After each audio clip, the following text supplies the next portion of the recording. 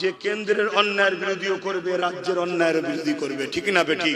হ্যাঁ, তোমরা উভয়ে রাজনীতি করছো, করগে যাও, আমাদের কোনো এতে কিছু বলার নেই। যার যাকে ভালো লাগবে সাপোর্ট করবে, ঠিক না বেটি? সবাই প্রচার করবে, বুঝাবে, যার যাকে লাগবে। দেখার আব্বাস সিদ্দিকীর প্রয়োজন নেই। কিন্তু তুমি যদি মনে করো যে কেন্দ্রের হাত থেকে বাঁচার জন্য রাজ্যের কোলে উঠতে হবে, তাহলে শুনে রেখে দাও, রাজ্য কোরআনকে বন্ধ যদি করছে, তাহলে একে সাপোর্ট করা আমাদের জন্য ঈমান চলে যাবে। এই শুনছেন? অতএব যারা আন্দোলন করছেন তাদেরকে ফলো করুন। তারা যদি আন্দোলনে বলে যে কেন্দ্র বিরুদ্ধে বাহবা দেবেন, ঠিক তেমনই তাদেরকে বলতে হবে রাজ্য সরকার হুঁশিয়ার হও, মাদ্রাসা শিক্ষা থেকে কোরআনকে বাদ দিলে হবে না। যদি কোরআনকে বাদ দাও, আমরা দিলে যে জায়গা দিয়েছি এখান থেকে তোমায় বাদ দেবো, কোরআন দিল থেকে বাদ দেবো না। জোরে বলুন সুবহানাল্লাহ, আরো চিৎকার দিয়ে বলুন সুবহানাল্লাহ। আল্লাহু আকবার বলা দরকার আছে না? কিন্তু বলছে কেন বলেন? প্রোগ্রামগুলো হচ্ছে ইনার টাকাতে, প্রোগ্রামগুলো হচ্ছে টাকাতে। কর এই সুযোগে আব্বাস সিদ্দিকী মাঠে নেই করেলে। শুনছেন না? শুনছেন? আমি সব বুঝি, কিন্তু অনেক সময় আমার হুজুর, আমার নবী বলেছে চুপ থাকতে হয় জায়গা বিশেষ। কিন্তু আজকে যখন আমার কোরআনকে বন্ধ করছে মাদ্রাসা থেকে রাজ্যে, প্রতিবাদ করা দরকার আছে না? হ্যাঁ, তুমি ভুল করছো, ও ভুল করছে। তুমি কোরআনকে যেমন ছিল তেমন রাখো, আব্বাস সিদ্দিক আর কিছু বলতে যাবে না। যার যাকে ভালো লাগবে তার পক্ষে থাকবে, ঠিক না বেটি? কিন্তু তুমি ক্ষমতার জোরে আমার কোরআনকে মিটাতে যাবে, মেনে লিয়া যাবে? যারা এর সাথে আছো তিনাদেরকে বলবো, যদি মুসলমান হও এনাকে বুঝাও কি করছেন। আমরা তো আপনার দিকে ভালোবাসি, পিয়ার করি, আপনি আমার কোরআনকে মিটাচ্ছেন মানে? দীঘা বেড়াবার জায়গা মন্দির করে দিলেন, আমাদের আপত্তি নাই, এইদিকে কোরআন মিটিয়ে দেবেন? আপনি কোরআনের বিরুদ্ধে লাগবেন না। আর যদি তোমাকে যদি ইনার প্রয়োজন হয়, তাহলে তোমার কথা শুনবে। আর তোমাকে যদি মনে করে তুই তো আমার বাড়ির পাহারাদারের কুকুরের মতো, তোর কার প্রয়োজন নেই, কথা শুনছেন, তাহলে সতর্ক করছে আমার ভাইয়েরা, তওবা করে ফিরে আসো, তওবা করে পরিবর্তন হও, তওবা করে পরিবর্তন হও, তওবা করে পরিবর্তন হও, তওবা করে পরিবর্তন হও। যদি তওবা করে পরিবর্তন না হও, তাহলে মনে রেখে দিও, তুমি যদি মনে করো কেন্দ্রের হাত থেকে বাঁচার জন্য রাজ্যের কোলে উঠবো, আমার আল্লাহ তোমাকে এর সাথে তোমাকেও শেষ করে দেবে। কেন? কোরআন বলেছে, আমার আল্লাহ জানাচ্ছে যারা আমি ও রাসূলের বিরোধী হবে, তাদের পক্ষে যারা থাকবে, আমি আল্লাহ তাদের হাতে তাকে মিটাবো। ইতিহাসের পাতা শোনো, এই ভারতবর্ষে একটা রাজা ছিল, রাজাটার নাম হলো আকবর। কি নাম? আকবর। ওই রাজা একটা কিতাব লিখেছিল, দীনে ইলাহি। শুনেছেন আপনারা? দীনে ইলাহি। বলুন, আকবর কি কিতাব লিখতে পারে? তাহলে কাঁধে ঘর দিয়ে লিখেছিল? বলবেন তো সাহস করে, লজ্জা করছেন কেন? মুনাফিক উলামাদের দিয়ে এটা বলবেন। শুধু আলেম বললে আবার কেমন লাগবে? কেন? আলেমরা হলো আমাদের জান্নাতে নিয়ে যাওয়া পথিক, মানে কি বলে, গাইডম্যান। জোরে বলুন সুবহানাল্লাহ। আলেমদেরকে সম্মান করবেন, আলেমদের ভালোবাসবেন, আলেমদের মুখ দেখবেন, আলেমদের সোহবতে বসে খানা খাবেন। আলেমদের সঙ্গে কেউ যদি বসে খানাও খায়, কিয়ামতের দিন ওই লোকটা আলেমের সাথে জান্নাতে চলে যাবে। জোরে বলুন সুবহানাল্লাহ। তাহলে আলেমের ইজ্জত আছে না? কিন্তু মুনাফিক আলেম খায়রুল উলামা নয়, শাররুল উলামা। আকবর টাকা দিয়ে কিনেছে, দেশের রাজা কিনেছে, কিনে তার দ্বারা দীনে ইলাহি লিখিয়েছে। কিন্তু এটা লিখলে তো শুধু হবে না, সমাজকে খাওয়াতে হবে। তো খাওয়াবে কারা? আলেমরা। কেন? মানুষ আলেমকে ভালোবাসে, ওরা বাজারে বাজারে বাজারে বাজারে খাওয়াবে। মুজাদ্দিদ আল পেসানির কানে খবর চলে গেল, মুজাদ্দিদ আল পেসানি, শুনছেন তো নাকি? মুজাদ্দিদ আল পেসানি হতভাগা আকবরের বিরুদ্ধে প্রতিবাদ শুরু করলেন যে আকবর কোরআনের বিরুদ্ধে, ও দ্বীনে ইলাহিকে করছে, ও বেঈমান হয়ে গেছে। মুজাদ্দিদ আল পেসানি দেশের রাজার বিরুদ্ধে কথা বলছে। এখন তো ভোটাভুটিতে হয়, তখন রাজা মানে সে যা বলবে তাই। রাত্রি যদি বলে রোদ উঠেছে, যে যাহা পারে ওটাই বলতে হবে, না কল্লা আলাদা হয়ে যাবে। দিনের বেলা যদি বলে যে চাঁদ দেখা যাচ্ছে, যে যাহা পানা। মেয়েকে যদি বলে পুরুষ, যে যাহা পানা। পুরুষকে যদি বলে মেয়ে, যে যাহা পানা। নাই তো মেরে ফেলবে। রাজারাই করতো না, করতো না বদমাইশ রাজা, ভালো রাজারা বদমাইশ যারা করতো না, করতো না। তা আকবর এরকম বদমাইশ ছিল, শুনছেন? সে তার বিরুদ্ধে কে লড়াই করছে? মুজাদ্দিদ আল-পেশানি, একজন বয়স্ক বুজুর্গ আলেমে দ্বীন এবং তরিকার পিরানে পীর। জোরে বলুন সুবহানাল্লাহ।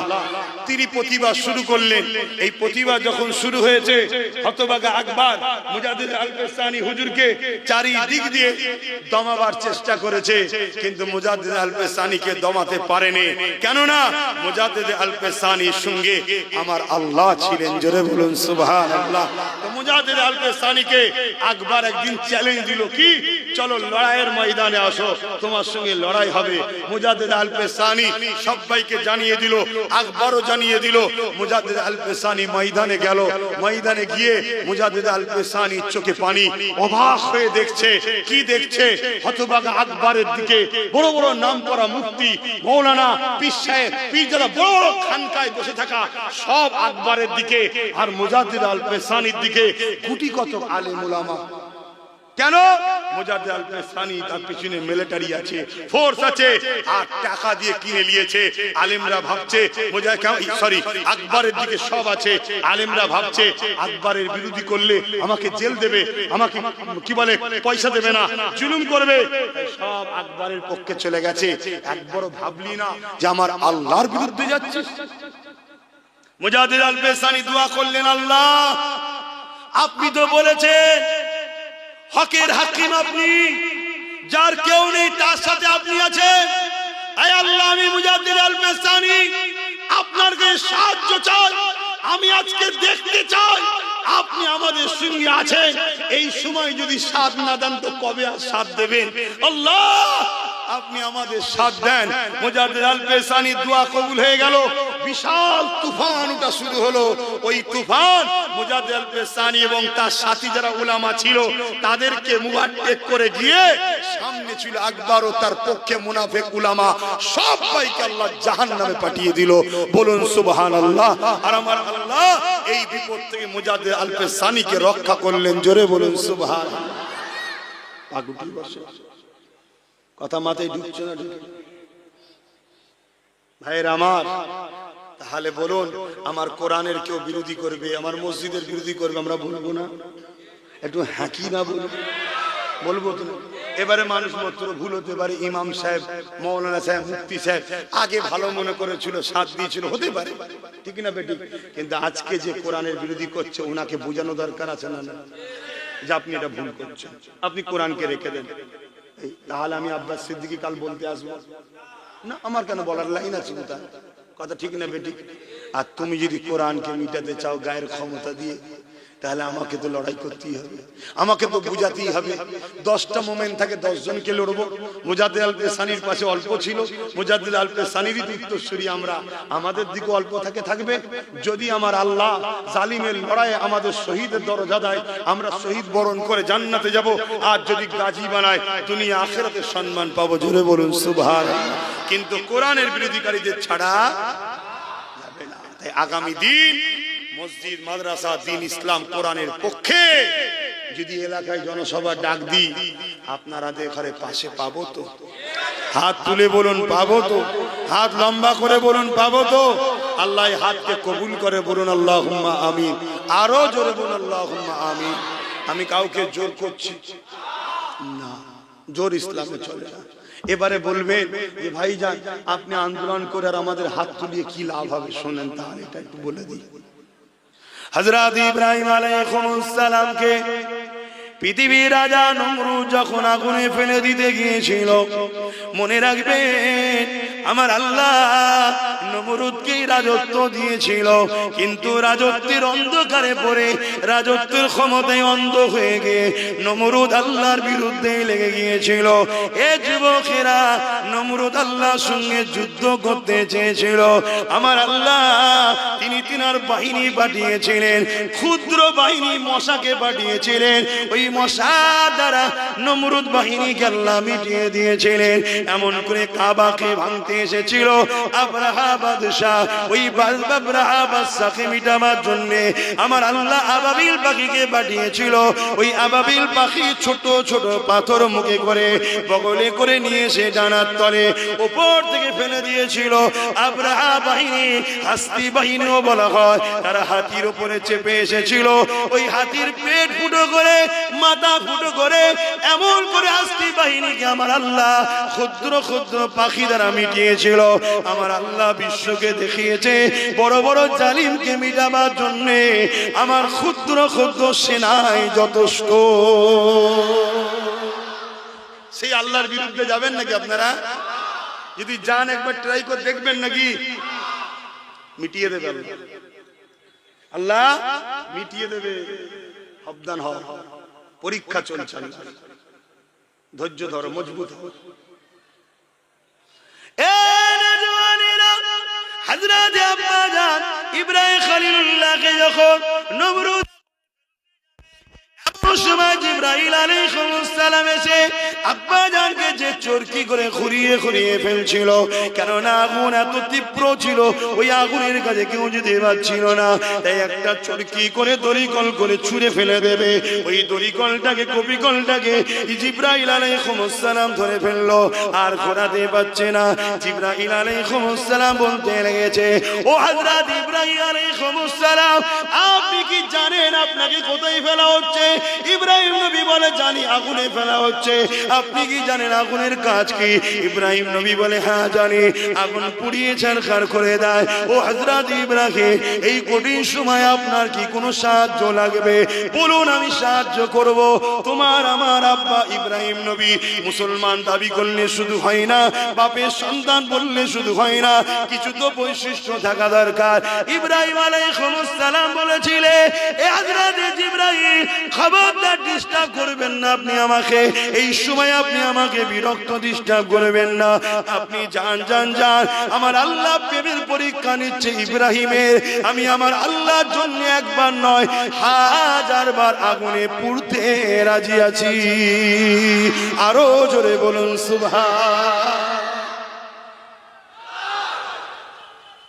আল্লাহ। সেই বাপের সন্তান তোমরা, আল্লাহর জন্য, দিনের জন্য একবার নয়, বাপ 1000 বার পুড়তে রাজি হয়েছে। আপনারা 1000 বার হকের পক্ষে দাঁড়িয়ে চিল্লাতে পারবেন না? পারবেন না? আগামী দিন প্রয়োজন হয়, সময় হলে অবশ্যই কলকাতাতেও যাব আমরা, বলুন ইনশাআল্লাহ। তারপরে প্রয়োজন হয় এখান থেকে পুরো ভারতে আন্দোলন হচ্ছে এই কেন্দ্র সরকারের ওয়াকফ বিলের বিরুদ্ধে, এবং একটু হলো সরকার পিছিয়েছে না পিছোয়নি, আন্দোলনকে আরো বাড়াতে হবে। চুপ করে গেলে হবে না, যে পিছিয়ে গেছে আমি চুপ করি না, সুসুরকে করে দেবে। কারণ ওর মধ্যে আমাদের কেউ নেই তো বলা, যা আছে একজন দুজন আছে, একেবারে নেই বলবো না, বেইনসাফি করা হবে। হকের পক্ষে এক একজন আল্লাহর মধ্যে এক ভাই তো বিল ছিঁড়ে ফেলেছে, কথা বোঝাচ্ছে না? অবশ্যই সে আমার ভাই হয়, আমি তাকে ভালোবাসি, কথা বোঝাচ্ছে? তার লাইন আলাদা, আমার লাইন আলাদা, কিন্তু তাকে ভালোবাসি। কেন? সে হকের পক্ষে, গরিবের পক্ষে কথা বলে। শুধু মুসলিম নয়, অমুসলিম গরিবদের পক্ষেও কথা বলে। আরো যারা ভালো আছে, অমুসলিম হলেও যারা হক কথা বলে, তাদেরকেও আমি ভালোবাসি। কেন? এটা আমার লাইন নয়, কিন্তু যে হকের পক্ষে তার পাশে দাঁড়াতে হবে, এটা ইসলামের হুকুম। আর যে অন্যায়কারী হবে তার পক্ষে দাঁড়ানো যাবে না।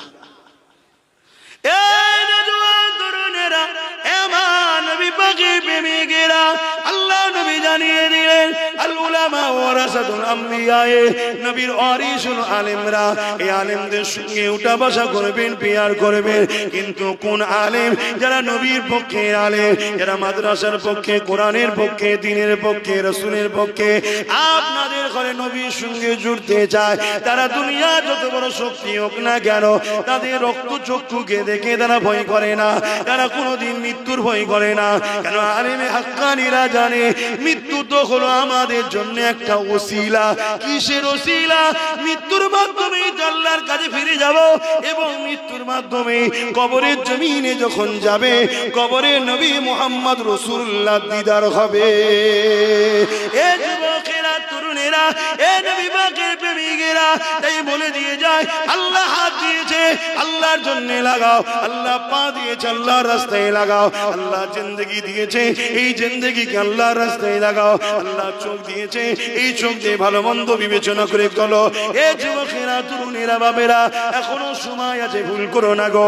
যদি সামনে ভুল হয়ে যায়, কারো খপ্পরে পড়ে, কারো ধোকায় পড়ে, কারো ভয় দেখে কারো কোলে যদি উঠে যাও, মনে রাখবেন প্রকাশ্য দুশ্মনের থেকে ছদ্মবেশী বন্ধু কিন্তু বেশি ভয়ঙ্কর। এই উভয়ের বিরুদ্ধে আমাদেরকে সংগঠিত হতে হবে। যারাই আমার ইসলামের বিরুদ্ধে, কোরআনের বিরুদ্ধে, রসুলের বিরুদ্ধে হবে, তাদেরকে কখনো প্রশ্রয় দেওয়া যাবে না।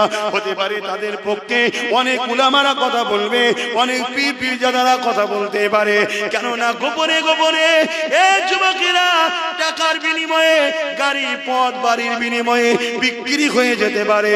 কিন্তু আমরা আল্লাহ ও রসুলের জন্য দুনিয়ায় এসেছি, আল্লাহ ও রসুলকে খুশি করে দুনিয়া থেকে যাব। রিজিকের মালিক হলেন আল্লাহ। আল্লাহ জিহালের আগে শুকরিয়া।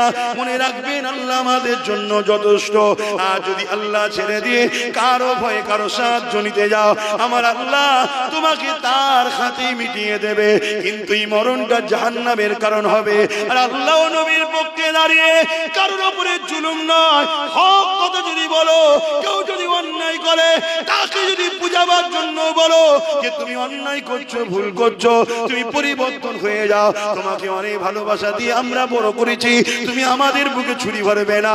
কেন? কোরআন ছাড়া আমরা বাঁচতে পারি না, কোরআন ছাড়া আমাদের ঈমান থাকতে পারে না, কোরআনের দুশমনকারীদেরকে সাহায্য করতে পারে না। যখন আমেরিকাতে কোরআনের বিরোধী হয়, এই বাংলার মোল্লা মৌলী সাহেবরা আন্দোলন করে, যখন ফ্রান্সে কোরআন পড়ানো হয়, এই বাংলায় হাজারো মোল্লা মৌলী সাহেবরা রাস্তায় নামে। আর তোমরা এই মোল্লা মৌলী সাহেবগুলোকে বড় দরদ মনে করে তাদের পিছনে পিছনে ছোট, তারা নিজেদেরকে বড় লিডার মনে করে, তোমাদের নিয়ে হই হই করতে থাকে। কিন্তু আজকে ঘরে যখন কোরআনকে মিটাচ্ছে, এই মোল্লা মৌলী সাহেবদের মুখে আর কোনো কথা নেই। তাই তাদেরকেও বলছি, সময় থাকতে থাকতে তওবা করে নাও, পরিবর্তন হয়ে যাও, নয় আল্লাহর মার তো আসবে আসবে।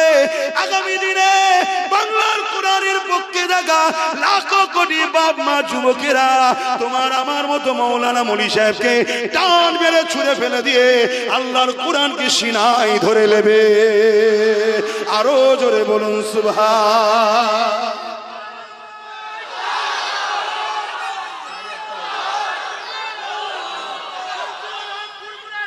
জিন্দাবাদ।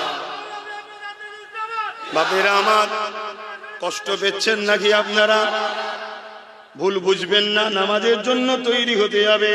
তার আগে আর একটু বলে দিই, সংখ্যার দিকে তাকাবেন না, অস্ত্র কার দিকে, কার দিকে খালি হাতে, কার হাতে পাওয়ার আছে, কার পুলিশ আছে, কার মিলিটারি আছে, কার নেতা আছে, কার চেয়ার আছে, কার কি পদ আছে, এসবের দিকে তাকাবেন না।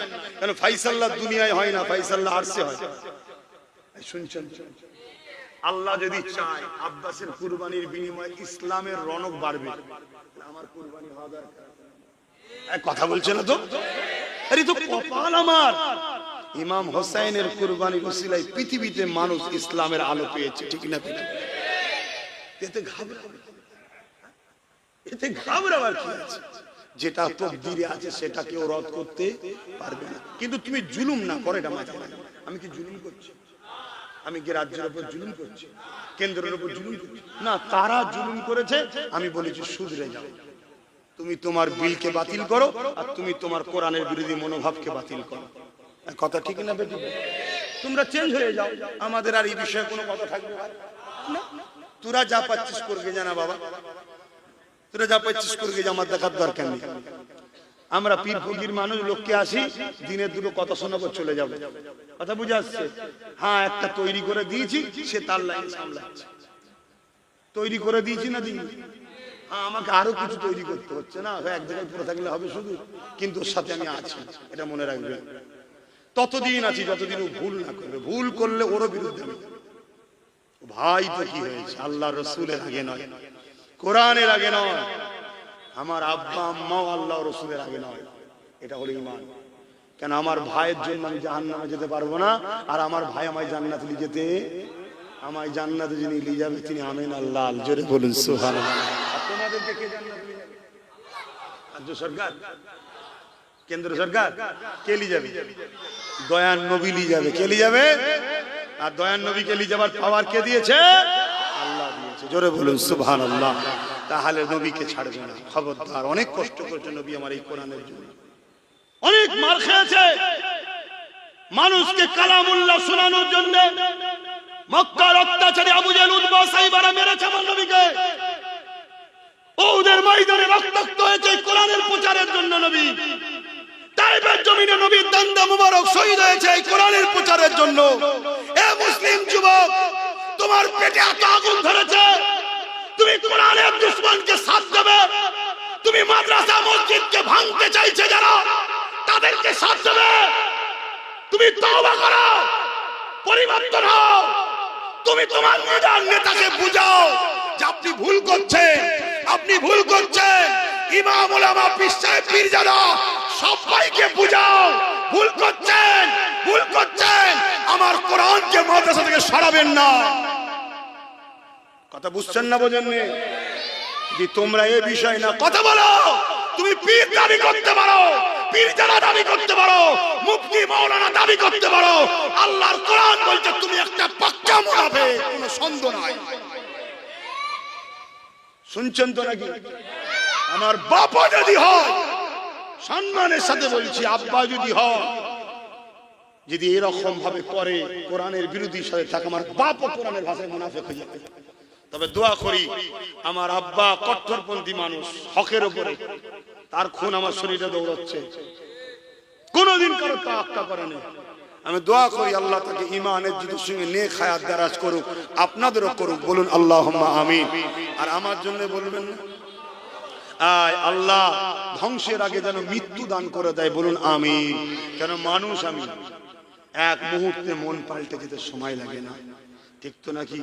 অতএব আল্লাহ নবীর রাস্তা থেকে বেরিয়ে যাবার আগে জানি না আল্লাহ পাক কি কপালে রেখেছে, যদি এরকম কোন চান্স থাকে তার আগে যেন মৃত্যুটা দিয়ে দেয়। বলুন আমিন। কমসে কম ইমান নিয়ে মরবো, বেশি দিন না বাঁচতে পারি তাও ভালো, কবরে যে শান্তি পাবো। পাপ আছে, আমি অস্বীকার করছি না, কিন্তু পাপের মাপ আছে আল্লাহ বলেছে, কিন্তু বেঈমানের মাপ না। আমাকে খারাপ ভাববেন না, সম্মান শ্রদ্ধার সাথে বলছি, আপনার দল আপনার কাছে প্রিয় হতেই পারে, কিন্তু আপনার দলের থেকে আপনার কাছে কি কোরআন প্রিয় নয়? আপনি কিরকম মুসলমান? তাহলে আপনি বুঝান আপনার দলকে, এটা ভুল করছো, এটা করবে না। তাহলে আমি আব্বাস সিদ্দিকীর বলার কোনো অবস্থান থাকবে না। ক্লিয়ার কথা কি গো আমার আব্বা?